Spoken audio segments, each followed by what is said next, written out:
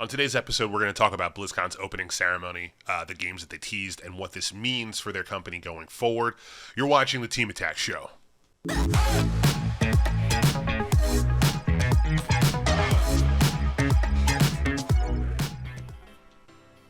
Guys, it's a good day for a lot of reasons. When a game company like Blizzard of that scale, doesn't matter who it is, has an opening ceremony on the scale that it did, you're going to expect some wild and wacky, and that is what we got. Before I even get into starting this talking about games, they opened up with an apology of sorts, if you want to call it an apology. I posted on Twitter that, hey, it's something. That was a decent apology, but upon looking forward, the internet did not really think the same way. They apologized for not being as open, as inclusive as you're expecting. The Blizzard, they're held to a very high standard, and they, strangely enough, didn't make any mention of the Chinese influence that they have. Of course, they're not going to do that. It would be nice to say, hey, we're not going to have that happen anymore, but there's no guarantee when there is so much influence in terms of money with their Chinese market. So a lot of people chalked it up to a non-apology, and so it's like, would have been better to just not say anything. I'm not sure. I feel like the trying was a step in the right direction, and if Blizzard messes up again, then you throw them to the flames, I guess. But hopefully this is a first step in them owning up and hopefully having something like that not happen again, because what's going on in Hong Kong truly is awful, and I hope that gets resolved soon. All we can do right now is spread awareness and kind of just watch as things unfold in China. Blizzard's opening ceremony, last year they didn't really have anything to talk about. This year, though, was different, and a lot of things are on the horizon. Diablo. You might have noticed there's some signs on Twitter saying that the opening ceremony might not have been suitable for younger audiences, and we quickly saw why with Diablo. You had these people looking inside some sort of cave, looking for some treasure, when actually they went into some sort of weird summoning circle, and then there was strands of blood being threaded together and this Diablo woman being summoned. Now, you're probably looking at me and saying, this guy doesn't know what he's talking about.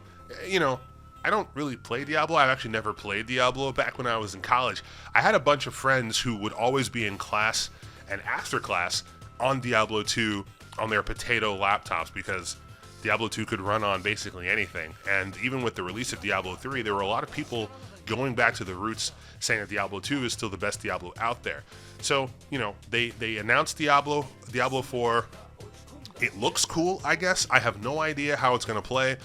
Some of my friends who were at BlizzCon had good impressions, or there were throwbacks to the older Diablo series in terms of animation polish and all that stuff. I guess it looks cool, but I'm not really a Diablo player, so I'm not going to offer any more feedback other than that. I hope that if you're a fan of Diablo, are you excited about it? Is it something that you're looking forward to? Is it a step in the right direction? That's what I would like to find out. Moving right along, Blizzard Arcade. Now, you're probably thinking, Blizzard Arcade, are they releasing some sort of classic arcade games? No, it actually seems to be this place where forgotten Blizzard games go to die. But not die, they're like on life support or something like that. The handful of HOTS and StarCraft 2 players, there's not really a scene for those esports or even that game anymore. They're going to be in the Blizzard Arcade, and they feel like they've been just tossed to the side. I'm surprised that those games are even still active, but they're trying their hardest to tell people, hey, these games are still here if you want to play. We've got stuff in here. We're still making content for them. But if you've moved on, we understand, because there are bigger games. So whatever. If anybody doesn't know who, what HOTS is, here's the storm. It is Blizzard's MOBA. It was their attempt to get into the MOBA scene after League of Legends dominated it. It didn't work out. StarCraft 2 is an RTS, real-time strategy. Back from the days of the original StarCraft, there was one-on-one gameplay with, expert strategy, tactician-like stuff. Never was a fan of StarCraft. Never really appealed to me, but there are people who still play, and the esports scene is just, sorry, that's the way it is. World of Warcraft. If you guys have noticed, there's a lot of Sylvanas lately. I love Sylvanas. I will never get tired of looking at her, but she needs to be put in a facility. She is, she's actually crazy. She just went back to Icecrown Citadel and just souped up the Lich King. They were just like, you know what? Someone always has to be Lich King, right? That's what was told in the prophecy. And she was like, nah, man, that we don't need that. So she took Arthas's crown and just broke it.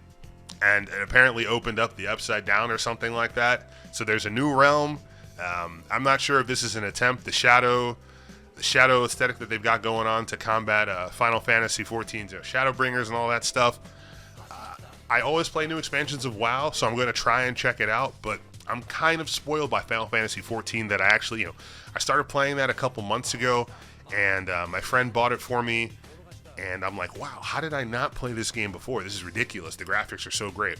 The reason WoW is in the state that it's in is because, it wasn't the first MMO, but it was the first MMO to kind of get things right and really establish a default for how MMO should be.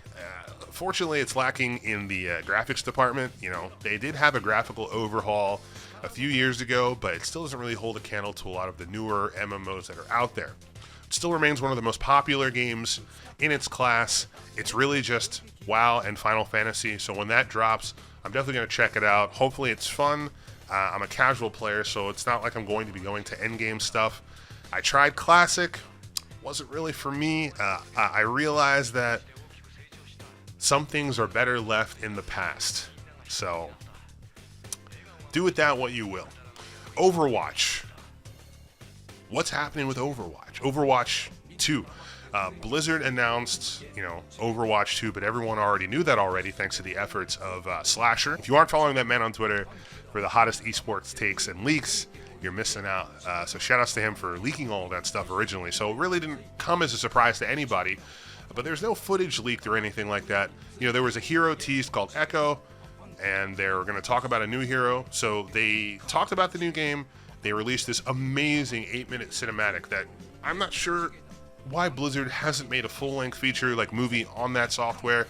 I don't count Warcraft. I want something made in what they've been making, these WoW cinematics and these Overwatch cinematics. It felt like I was watching the Avengers. That's how cool it was. It was just May and Winston. They meet up. They have a mission in Paris, so they go, and it just Tracer's there also. Just shit gets turned upside down. Shit's really chaotic, and then all the heroes start coming back together, and it's like Overwatch. The OG squad is back together. So that was really cool. There's going to be a new PvE mode with lots of missions, which is what they wanted to focus on to kind of expand the story, because they didn't really do a good job in the first Overwatch. It's on a new engine. They've got a new PvP mode called Push, which is reminiscent of the tower mode in Splatoon 2. It's basically just two teams fight for control of the tower. Whoever has control is going to push the tower X amount of distance, and whoever has the most distance at the end of the round will be the winner. It's going to be exciting because I know watching that's going to be a lot more engaging than pushing the payload or any of the other modes. This is going to be the one consistent mode in Overwatch PvP. It's going to be their main esports mode. So I am very, very hyped to just see where this takes competitive. Hopefully it'll be easier to call as well, and there'll be less mess on the screen. So we will wait to see what's going on. And then Hearthstone. They announced a new expansion. Obviously, I do this every time at BlizzCon. There'll be some new mechanics. As a casual Hearthstone player, but I haven't actually played in a while.